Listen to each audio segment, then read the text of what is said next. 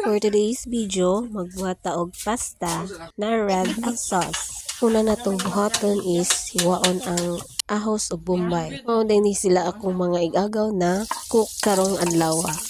Si Jovina o si Tanya. Ug ako nga igo lang gid intaw nagsamok-samok. Kay dugay naman mi wala nagkita. So habang nagaluto is nagachika-chika mi. Butay na nato ang atong slice na tuna. Yung mga regate, kanang kaya sa kagagan. Start ka sa Dubai. Nala. Sa EGA. Naluto naman ang tuna, so ato na ibutang ang sauce na Filipino style spaghetti sauce. Pwede ra din na niya. Oh. Ay kung basta the same lang ang description, no? Oh.